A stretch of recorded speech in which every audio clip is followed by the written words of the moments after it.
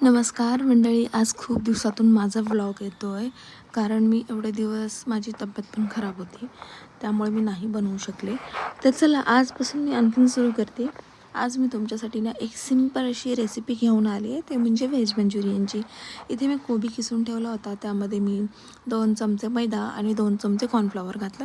त्यानंतर मीठ, थोडंसं लाल तिखट, जर तुम्हाला तिखट पाहिजे असेल तर थोडंसं चवीसाठी, आणि त्याचसोबतच मी घातलेलं आहे लसूण आणि अद्रकची पेस्ट. आता इथं मी छान असं मिक्स करून घेतलं आहे सगळं. त्यामध्ये पाणी घालायचं नाही, कारण जो किसलेला आपला कोबी असतो त्याचं ऑलरेडी पाणी सुटतं, त्यामुळं पाणी बिलकुल घालायचं नाही. एकीकडे मी तेल ठेवलं होतं तापण्यासाठी, आणि सोबतच छान असं मिक्स करून घेतलं. आणि अगदीच आपण राऊंड करण्यापेक्षा मी नॉर्मली आपण भजी कशी बनवतो त्या पद्धतीने भजी बनवल्यासारखं मी फक्त सोडलं होतं.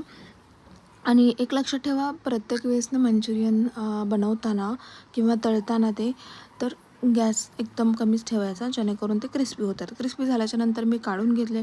त्याच कढईमध्ये थोडंसं तेल आणि चॉप केलेला गार्लिक म्हणजेच लसूण घालून घेतला, आणि थोडासा कांद्यानंतर शिमला मिरची. इथं मी अगोदरच सगळी चॉपिंग वगैरे करून ठेवली होती.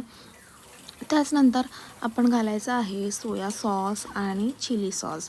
सोया सॉस आणि चिली सॉस तुम्ही तुमच्या अकॉर्डिंग घालू शकता, जेवढं तुम्हाला तिखट पाहिजे तेवढं.